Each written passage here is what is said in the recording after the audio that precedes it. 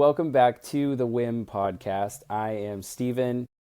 I'm Jacqueline. We're your hosts, and we are very excited about today's episode because Today is 11/11, and obviously we love that number being 11th Hour Productions, but we thought it'd be fun to share 11 of our favorite kind of just fun facts about the film industry that we've accumulated over the years and go through some of them. I have some, I know Jacqueline has some, so I think we'll just kind of get right into it. Okay, I have my list here. Okay. So this is actually, I think, my favorite fact about the film industry overall.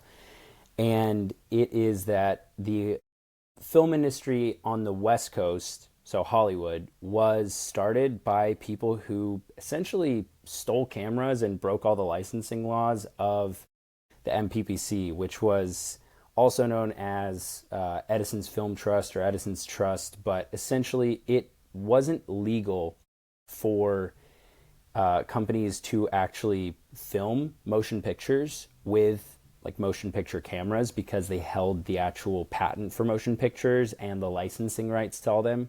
So instead of paying for the licensing agreements and staying in like New Jersey, they just stole cameras and came out to the West Coast because it was better weather anyways. And the thing that I really like about it is not the theft. Not the theft, but which we don't condone or support. But is the fact that that is the heart of the film industry. It's an industry where again, not theft. Not theft. But it's the part of the industry that is breaking the mold. It is doing whatever you have to do, and doing what you have to do to make this industry move forward, because it, at the end of the day, has always been an insanely difficult industry to operate within.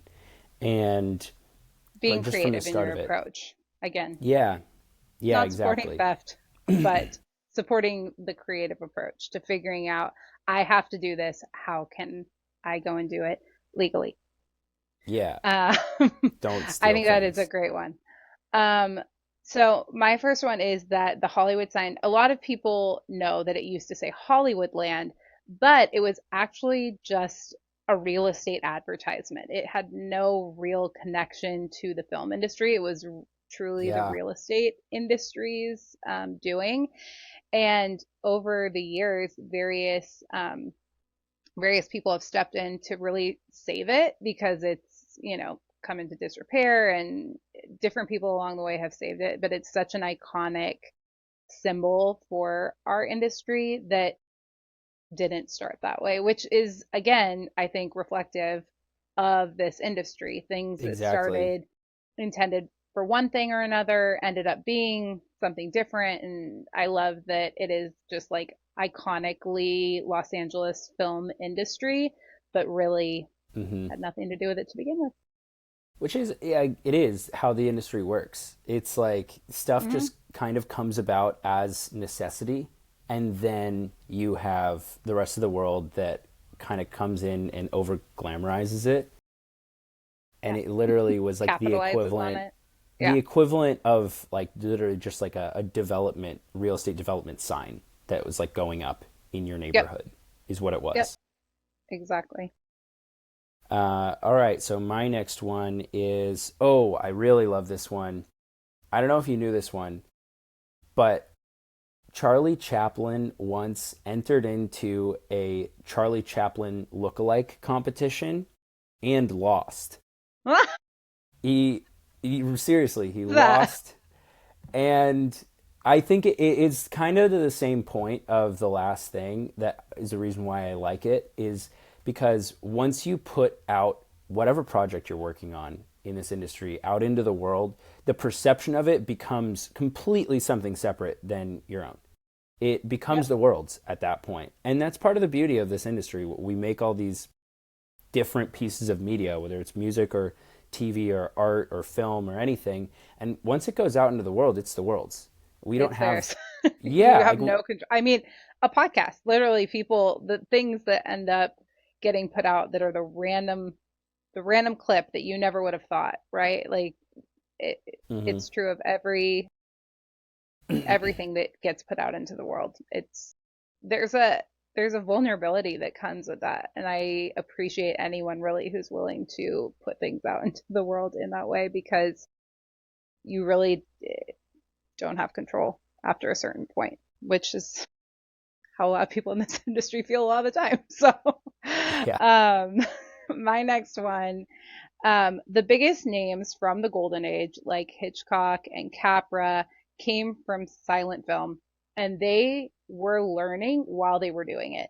So obviously, motion, like the addition of sound to motion picture, was a huge pivot. People were terrified.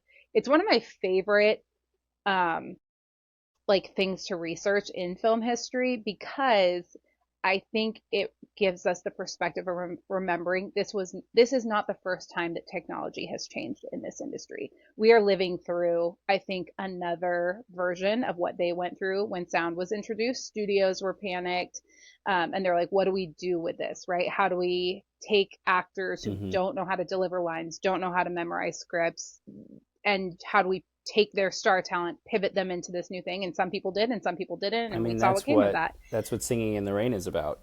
Exactly, and I love that, has been one of my favorite movies for years.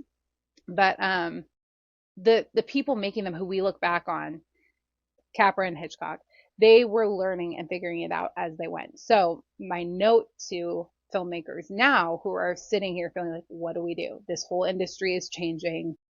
There's no rules. There have never been any rules. People have been having to figure it out all along the way. And the people who you look at as some of the best filmmakers ever did the same thing, exactly what you're having to do right now, what we're all doing right now, which is just figuring out how to take this art and medium that we love and put it in front of audiences to make a beautiful art Hmm. go out into the world. So that's why I love that one. Yeah. No, 100% agree with that one. This next one is kind of an urban legend. It's not actually a fact, which is a shame because I really thought it was a fact for a long time. And Some urban legends are based on a factual occurrence that just can't be traced. So there's yes, maybe a chance. Maybe there's a chance. So maybe there's a chance. And if you're one of the people that I, on set or elsewhere, have told this to as full fact, then I apologize. this is your However, public apology. this is my public apology. However, it is the martini shot. The martini shot is colloquially known in the film industry as the last shot of a production. So when you're about to wrap, it's the last take of the last shot usually. Well, I guess it is just the overall shot. Um, but it is the last one. And famously, the story that I have heard is that there used to be a producer that, because it was the last shot, would not drink for the entirety of the production, or at least for that day. Again, not sure.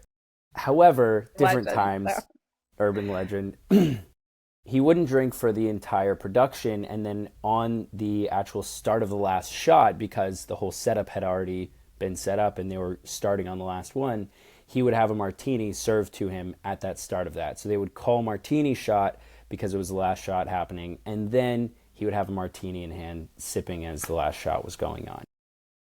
I love the joy that the martini shot brings on a set. That moment when they call martini. There's nothing like it. Everyone has worked so hard and you have made it to that point, and I whatever the urban legend, reality facts, wherever it lies, the truth lies in Mm-hmm. there. I love what it is now, and I love what it is for anyone who's worked on a set knows that call, and it brings joy. It's So like I was talking to somebody about this earlier this week. It's like a Pavlovian response. Like if you hear yeah, martini shot, whether it's because you love a martini or because you love that you have gotten through the whole production made and it. it's finally there, which again for anyone in film knows that it's a trek. Even if it's like a half day shoot or if it's a Yep, 2 month shoot, it does not yep. matter. A martini shot's a martini shot. Also, equally, I would like to add that the level of anger that comes when somebody falsely calls martini shot Yes, yes, is yes. also very entertaining. Um, Mm, and angering. Rightfully so. Rightfully so. My next one, the Oscars were originally a closed door, was originally a closed door event. Um, so the Yes. Oscars, what we know as this public event, everyone tunes in, kind of I the think it's the pinnacle. biggest award ceremony ever. I Yeah, don't know I if think, there's I mean, another more publicized award than that. yeah, I think, I mean, even, yeah, I think even at its current standing, which the numbers have risen and fallen and gone up and down, the way that most things in the world have over the last Yeah. 5 years, I think even with that, it probably still is. I mean, I Winning guess, winning Best yeah. Picture at the Oscars, I don't know if there's a more publicized award that I happens mean, would you frequently. consider the Super Bowl, though, an award show? I would say Because that I it's think you more could. I do, and I would say it's bigger. Well, I mean, there are numbers, though. We'll have to look this up. We would. But I mean just like throughout the world, not just viewership, but Throughout the world, who actually ends up with that information in their brain. I yeah, think that it might be the biggest farthest reach, whatever the I'd love to value of have, that is, I'd I love don't to know. hear some arguments back about this. I would love to I hear could totally someone. be wrong, but it's up there. We can all agree. Yeah, yeah, yeah. Absolutely. I love that it was a closed door, just kind of a way for the industry to pat each other on the back. Man, I can't talk. Pat each other on the back, and it has become what it has today. The evolution of this industry, I think, is really what that speaks to. You know what I mean? So yeah. I really like that one. I like this one. So this is, I think, really indicative of the resourcefulness of the film industry, which is that for Gone with the Wind, there's the huge fire scene, and a lot of what was actually burned just to fuel the fire was old sets. So they took these old sets that they were going to have to get rid of anyways. They had to use wood anyways. And why I think I love this is the same reasons behind a lot of those, I think, beginning fun facts, where the public view, I think, would be, oh wow, you guys burned all these irreplaceable relics of these amazing old sets that can never be reproduced in the same way, which A, realistically they could because they were just built on a studio, but B, they're just sets, they're tools for this industry. This industry at the end of the day is built up of real estate that builds up a studio, the buildings on it, the blue Yep. collar workers that build the sets, the Yep. people who are accountants that cut the checks to make sure that people go home Yep. and can buy groceries, the janitors that are cleaning the toilets, the grips that are carrying Yep. this from here to there. Yep. It's built up of regular people and regular things. And while we do somehow kind of instill this magic into the things that we do in this industry, it is at the end of the day just an industry with real people and real objects and real things that are at the end of the day just that, you know?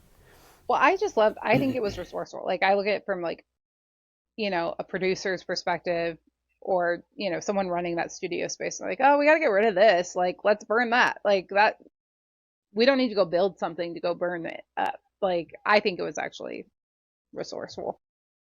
My next one, the first movie, do you know this? Do you know the first movie to win all five Oscars? Okay, I think All five so. top Oscars. You know what I mean? The top five. Yes. Is it It Happened One Night? It is It Happened One Night. Yes. Okay. I'm Good very job. glad that I didn't just That is get. my that is my favorite movie. I'm very happy that you knew that. That's not the reason why. It was my favorite movie before I knew that. That was just really icing on the cake.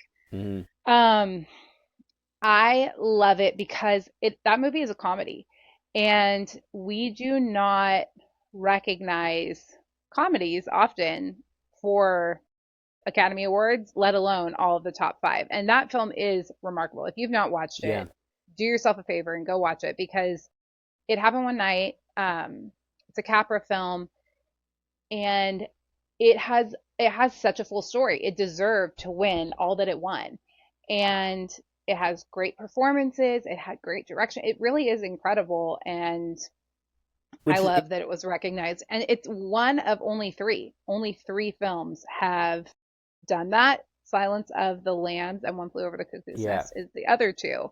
yeah, Very different. exactly. Which those are both such So serious films. exactly, which is more typical, I think, of what we see getting recognized. But I love that it was a comedy that won that first. What I do think is really interesting is how how big genre bending is getting in Mm, all of film now. And if you take a look at like Parasite is obviously like the go-to example that people use genre bending for, but mm, like Parasite is hilarious at certain points, you know?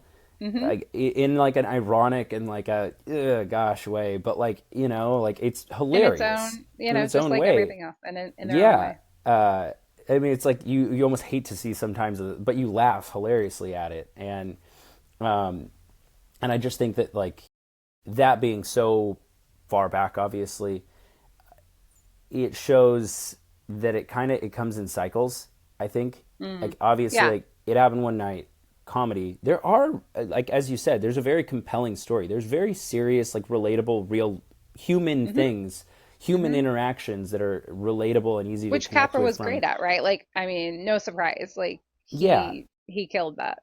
exactly. But it's funny to see how that I think is showing itself back up again, where we're seeing these very serious films, but that do the same thing. They tackle real Hmm. human emotions, human experiences, and they bring in the fact that comedy is how a lot of us deal with very, Absolutely. very serious things.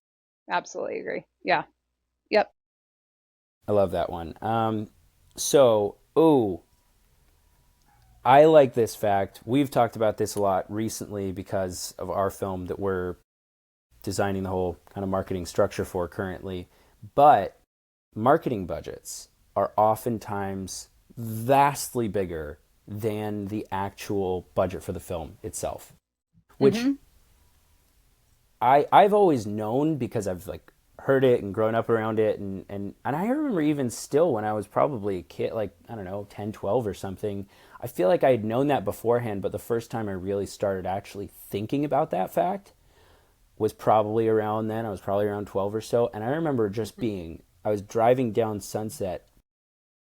I actually vividly remember this. I was driving down Sunset because I was going from the Abrams Artist Building, and I was going down towards La Cienega to hit Hmm. towards the freeway, and I was with Mom in the car, and I saw like right there that part of Sunset with those few Hmm. buildings that have those Yep. huge Yep. billboards, and I don't even remember what movies were coming out, but we were talking about that and just how crazy the marketing budgets are. And it was some crazy expensive film, which at the time was probably like 50 million or something, you know, Yeah. or close to 100 million or something. Yeah. And hearing that the marketing, the P&A for it was 100 million was just mind boggling. Well, our mom came from a business background, and when she and our dad met in college, and when she was sitting there looking at it all, he's in film school, she's in the USC business school, and she was like, this is not a business. This does not make sense. This follows no other business models. What are you guys doing? And Mm-hmm. she's not wrong, right? Like this industry and the business side of it is its own whole thing. But you look at something like Honora, which boasts, 6 million, such a low budget, Yeah. but then I think it's a triple marketing budget, which you can see, And and they did. that's what they released. I've heard so many people say And like, that's yeah, the other thing. in Let's be reality it was honest way about bigger. let's. The reality is we don't have any. There's no like Fact standardization of checking or like anything. fact checking for these budgets. No, exactly. It still exists. It's not just. I heard of a film the other day that was literally. It was close to 30x the budget. It was a horror film, but it was close to 30 times the budget was what they spent on P&A. And it's a film that all of us Wow. know about because of it. Hmm. Like it did Hmm. insanely well. It Because made they back put way more than the actual budget plus the because P&A, sometimes but there is a value. Like, I mean, really, that 30x yeah, made the film more than 30x. it's not a bad But thing. you know what I mean? It's not wrong. It's just interesting. And I think sometimes, especially Hmm. in the independent world, it's I think it's an answer to a lot of questions that a lot of filmmakers have, independent filmmakers, because you can make a great independent film, but if you can't get it in front of people, then people aren't going to see it. Not because your film wasn't great. If that's your goal of your film is to get it in front of people, this is why studios are able to get their films that maybe sometimes aren't great in front of an audience, is that reality of marketing being so much higher. Um, I my want to say next, one last thing about this really quickly because yeah, I think now that I'm like going through this, we should just have, you know what? I actually have a guest who's going to come on in the next couple of weeks great. who will be We'll have a whole conversation just talking about this. just about marketing. But the last thing I want to say is, I think it is such a great representation of how much this industry also feeds into so many other industries. Like Absolutely. that marketing budget, I think a lot of cast and crew, I think a lot of time people who are involved in the front end of production, I think hear that and I think understandably get a little bit upset about it because it's like, well, why isn't that getting onto the screen? And why isn't that getting, and I get it, but Put into the crew also budget so they can get paid a totally, living wage. and if they're not getting paid their wages, etc., it's obviously it's its own Being worked problem. overtime and yeah, all the realities that we know are But problems. yes, exactly. But assuming that it's an actual fair production, that it was well made and people are treated well, then it's also that money's not just going into a corporation's pocket necessarily. That money is going into all the graphic designers who are designing all the ad creative. All of There's a my whole other crew. friends There's a who whole are crew. yeah, it's also going into paying for advertisements at a sports stadium that also employs a bunch of other just normal people and ticket workers and Yep. people who are doing concessions. All It's of our friends employing working people jobs at Facebook at or, yeah, or all wherever of your ad these other spend is places. going to. It's funding all of these other Other industries that are jobs. Yeah, depending on those advertising dollars, truthfully. absolutely. I think that's an important point. Hmm. Um, all right, next. Do you know what the first ugh, do you know what the first movie theater in Hollywood was? I do not. I put you on blast on this I episode know. way more than you did me. Sorry. It's It okay. is the Egyptian. I didn't know this actually before researching it for this. So, I honestly, um, I probably would have said like the El Capitan, but I would have known that it was wrong because I no, knew that's wrong. I knew that Yeah, was an old one, but that it got built after the fact of a few things. But no, it's cool. yeah. So yeah, that was the first one. I love the pieces of old Hollywood that made it what it is today. And even as we see theaters going through the flux that they're going through right now, there are theaters that created what this whole Hmm. industry really became. Okay, this is the last one, and I'm going to put you on blast actually for this. Do you know what the first Hollywood studio was? Not because the industry started in New Jersey, but Yes, not. not that, because we don't care I about Edison don't. I don't. Studios. So, I don't know what the. I don't know what the Okay, first it studio was. was technically it was Nestor Film Company, I think, Okay, which ended up becoming Universal, which got was it. also followed very shortly after by Warner Brothers and what ended up becoming Fox, and then a handful of the other ones that we know about. But Yeah, it was essentially what ended up becoming Universal. And what's funny is it was started by two brothers, and nice. then As Warner was Brothers obviously obviously Warner Brothers. was four brothers, and a bunch of the others had family members in their like core teams of starting, and also famously, which I don't think that a lot of people realize, but without Roy Disney, Walt Disney like would not have Roy made Walt Disney not go bankrupt like five times. Many times. Literally. we we love a family business. I love hearing that. That's really cool. I think Hmm. we get so much feedback about how interesting it is that we all work together, that we run a company together, And that's the word and people use a lot. They say, "Oh, interesting. interesting." And I think the fact that so many of these studios and companies were started as families does reflect kind of the view of family back then versus what I think, for better or for worse, the view of family that we have today, and I think, we're culturally Italian, and so there's a huge part of our culture that plays into our view of family. And but I love to hear that it was started by some families. Yep. We love a family Always studio. brothers. That's interesting. Let's do some more research on Well, where were the those few were sisters? brothers. I'm just throwing those out. I can't think of one with a sister. I mean, I think that just reflects the time probably more than anything, but I haven't done any research on that. That would be interesting. Um, but yeah, thank you That's guys it. so much for joining us for our 11/11 episode. Obviously, it's a special number for us, and this was a fun episode to get to do. And hope you learned something new, and we're encouraged to go make something great. Yep. All right. Bye, guys. Thanks. Bye.